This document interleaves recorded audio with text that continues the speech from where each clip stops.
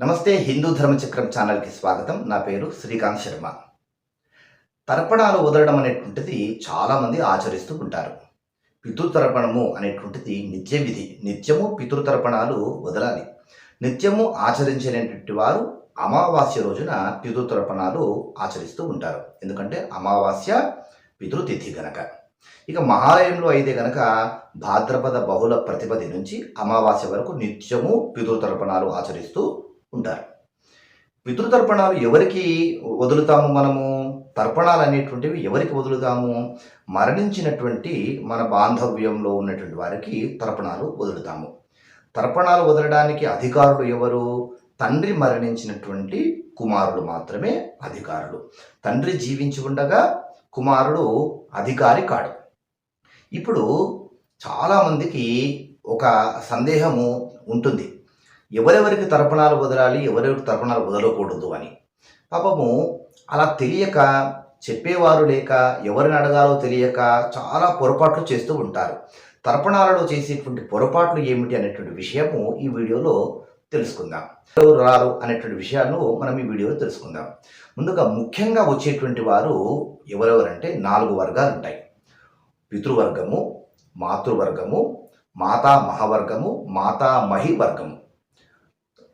పితృవర్గం అంటే తండ్రి వర్గం, తండ్రి, తాత, ముత్తాత. మాతృవర్గం అంటే తల్లి, నానమ్మ, నానమ్మ వాళ్ళ అత్తగారు. మాతామహవర్గం అంటే అమ్మ వాళ్ళ నాన్నగారిని మాతామహుడు అని అంటారనమాట. అమ్మ వాళ్ళ నాన్నగారి వర్గం 3. అమ్మ వాళ్ళ నాన్నగారు, అమ్మ వాళ్ళ తాతగారు, వారి నాన్నగారు. అంటే అమ్మ వాళ్ళ నాన్నగారు, వాళ్ళ నాన్నగారి వాళ్ళ నాన్నగారు, ఆ నాన్నగారి నాన్నగారు, ఈ 3. తర్వాత మాతామహి వర్గం అంటే అమ్మ వాళ్ళ అమ్మగారిని మాతామహి అని అంటారనమాట. అమ్మమ్మ అని అంటాం కదా మనం, ఆమె మాతామహి. ఈ మాతామహి 3 వర్గాలన్నమాట. మాతామహి, మాతు పితామహి, మాతు ప్రపితామహి. అంటే అమ్మ వాళ్ళ అమ్మ, వాళ్ళ అత్తగారు, వాళ్ళ అత్తగారు. ఈ 4 వర్గాల్లో ఉన్నటువంటి వారికి 3 4 × 3 12 వీరికి ఖచ్చితంగా తర్పణాలు వదలాలి, వారు మరణించి ఉంటే కనుక. ఇప్పుడు మరణించినటువంటి పితృవర్గం కానివ్వండి, మాతృవర్గమే కానివ్వండి, మాతామహ వర్గమే కానివ్వండి, మాతామహి వర్గమే కానివ్వండి, వీరికి 3 రూపాలు చెప్తారు. బ్రాహ్మణులు అయితే కనుక వసు, రుద్ర, ఆదిత్య రూపాలు అని చెప్పుకోవాలి. ఇతరులైతే కనుక ప్రద్యుమ్న, సంకర్షణ, వాసుదేవ రూపాలు అని చెప్పుకోవాలి. మిగతా వర్గాలు ఎవరెవరైతే బంధువుల్లో మరణించారో వాళ్ళందరికీ కూడా కేవలం వసురూపం అని మాత్రమే వస్తుంది. ఇక రుద్ర, ఆదిత్య రూపాలు రావు. మిగతా అందరూ వసురూపంలోనే ఉంటారు. ఇప్పుడు అందరూ చేస్తున్నటువంటి పొరపాటు ఏమిటి? మరణించారు కనుక మరణించినటువంటి వాళ్ళు తర్పణాలు వదలమన్నారు కనుక వదిలేస్తున్నామని అనుకుంటారు కదా. ఎవరెవరికి వదలవచ్చు, ఎవరెవరికి వదలకూడదు అనేటువంటి విషయాలు తెలుసుకోవాలి. ఇప్పుడు అన్నగారు ఉన్నారు, అంటే సొంత అన్నగారు జీవించి ఉన్నారు, అన్నగారి భార్య మరణించారు. మరి అన్నగారి భార్యకు తర్పణాలు వదలవచ్చా? వదలకూడదు. ఎందుకు వదలకూడదండి అని అంటే, అన్నగారు జీవించి ఉన్నారు కనుక అన్నగారి భార్యకి మనం తర్పణాలు వదలకూడదు. మరి ఎట్లా అండి? ఆవిడ తర్పణాలు వదలకపోతే ఎట్లా? మరి ఆమెకు మోక్షం అనేట్లు లభించాలి కదా, ఆమెకు తర్పణాలు అందాలి కదా అని సందేహం వస్తుంది. అన్నగారు ఆయన సొంతగా తర్పణాలు వదులుకోవాలి. ఆయన మమ ఆత్మపత్ని అని చెప్పుకుంటారు. ఆయన పిల్లలు ఉన్నారనుకోండి, ఆయన పిల్లలు అధికారులు అవుతారు. మమ మాతో అని చెప్పుకుంటారు. అక్కడ వాళ్ళు అధికారులు అవుతారు. కానీ అన్నగారు జీవించి ఉండి అన్నగారు భార్య మరణించినప్పుడు మనం అధికారులం కాము. మన వర్గంలోకి ఆవిడ రాదు. అర్థమైంది కదా. అన్నగారు మరణించారు, వదిన జీవించి ఉంది, వదలవచ్చా? ఖచ్చితంగా వదలాలి. ఎందుకంటే అన్నగారితో మనకు డైరెక్ట్ రిలేషన్ ఉంది కదా. అన్నగారు మరణించారు కనుక అన్నగారికి వదలాలి. అన్నగారు మరణించిన తర్వాత ఆయన కుటుంబంలో ఎవరెవరైతే మరణించారో వాళ్ళందరికీ మనం తర్పణాలు వదలవచ్చు. ఉదాహరణకి అన్నగారు మరణించి వదిన జీవించి ఉంది, అన్నగారి పిల్లలు ఎవరైనా మరణించి ఉన్నారు, అన్నగారి పేరు చెప్పేసి ఆయన రూపము వసురూపం లేదా ప్రద్యుమ్న రూపం అని చెప్పుకొని వాళ్ళ పిల్లల పేర్లు చెప్పి వసురూపం అని చెప్పి వదలాలి. అన్నగారు, అన్నగారి భార్య, పిల్లలు ఎవరెవరైతే మరణించారో అట్లా మరణించినటువంటి వారందరికీ వదలవచ్చు. అన్నగారు మరణిస్తేనే వాళ్ళందరికీ మనము తర్పణాలు వదలడానికి అధికారం అవుతుంది.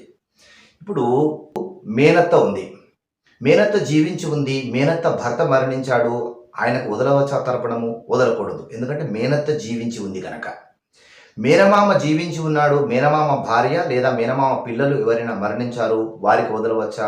వదలకూడదు. ఎందుకు? మేనమామ జీవించి ఉన్నాడు కనుక. ఉందో ఆ వ్యక్తి కనుక జీవించి ఉంటే వారి కుటుంబంలోని వ్యక్తులు ఎవరెవరైతే మరణించారో వాళ్ళెవ్వరు కూడా మన వర్గంలోకి, మనం చెప్పేటువంటి పితృ తర్పణం వర్గంలోకి రారు. డైరెక్ట్ రిలేషన్ అనేటువంటిది ఇంపార్టెంట్ అన్నమాట. పెద్దమ్మ అంటే అమ్మ వాళ్ళ అక్క లేదా అమ్మ వాళ్ళ చెల్లి. పెద్దమ్మ మరణించింది, ఆమెకు మనం తర్పణాలు వదలవచ్చు. పెద్దమ్మ వాళ్ళ భర్త మరణించాడు, ఓకే, వదలవచ్చు. ఇద్దరు మరణిస్తే కనుక వదలవచ్చు. పెద్దమ్మ లేదా చిన్నమ్మ జీవించి ఉండి ఆవిడ భర్త మరణించాడు, వదలడానికి వీలు లేదు. అర్థమవుతుందా మీకు? అంటే సంబంధికులైనటువంటి ఆ ప్రధానమైనటువంటి వ్యక్తి మరణిస్తే వారి కుటుంబంలోని వ్యక్తులందరికీ మనం అప్పుడు తర్పణం వదలడానికి మనకు అధికారం అవుతుంది. ఇది చాలా సూక్ష్మమైనటువంటి విషయము. ఈ విషయం పాపం తెలియక మరణించారు కదా అని చెప్పేసి పాపం అందరికీ వదిలేస్తూ ఉంటారు. అంటే తెలియక మీరు తప్పు చేశారనుకోండి, అదేమీ పాపం కాదు. విషయం తెలిసిన తర్వాత మనం ఇంకా చక్కగా ఆచరించాలి. చక్కగా మన శాస్త్ర కార్యక్రమాలన్నీ కూడా, శాస్త్ర సంబంధమైనటువంటి కార్యక్రమాలన్నీ కూడా తప్పు చేయకుండా ఆచరిస్తే వాటి ఫలితము ఎక్కువ లభిస్తుంది. పొరపాటును తెలియకుండా చేశారనుకోండి, అదేం పెద్ద దోషము కాదు. కాకండి, ఈ వీడియో మీరు క్షుణ్ణంగా 1-2 సార్లు మళ్ళీ పూర్తిగా ప్లే చేసి తెలుసుకోండి. విషయం మీకు తెలిసిన తర్వాత ఈ విషయాన్ని 10 మందికి తెలియజేయండి. 10 మందితో ఈ వీడియోను షేర్ చేయండి. అందరికీ ఈ విషయాన్ని తెలియపరచండి. హిందూ ధర్మచక్రము ఛానల్ని మీరు సబ్స్క్రైబ్ చేయకపోతే కనుక తప్పకుండా సబ్స్క్రైబ్ చేయండి. ఈ విషయం పైన మీకు ఏ సందేహం ఉన్నా, మీ అభిప్రాయం ఏదైనా సరే కామెంట్ రూపంలో తప్పకుండా మీరు వ్యక్తపరచండి. మీరు ఊరికే చూసి వెళ్ళిపోకండి. మీ కామెంట్ అనేటువంటిది మాకు చాలా ఉపయోగపడుతుంది. మేము ఇంకా బాగా చేయడం కోసము మీరు చూపించేటువంటి ఆదరణ, అభిమానాలు చాలా ఉపయోగపడతాయి కనుక హిందూ ధర్మచక్రాన్ని మీరు ఆదరిస్తారని మనస్ఫూర్తిగా కోరుకుంటూ, ఇప్పటి వరకు సబ్స్క్రైబ్ చేయని వారు తప్పకుండా సబ్స్క్రైబ్ చేయండి. మరో చక్కని అంశంతో మళ్ళీ కలుసుకుందాం. ఈ విషయంలో ఏ సందేహాలున్నా కానీ స్క్రీన్ పైన నా నంబర్ కనబడుతుంది. తప్పకుండా మీరు వాట్సాప్లో మెసేజ్ చేయండి లేదా ఫోన్ చేసి సందేహాలు నివృత్తి చేసుకోవచ్చు. నేను ఎప్పుడు మీకు అందుబాటులో ఉంటాను. మీ శ్రీకాంత్ శర్మ. నమస్కారం.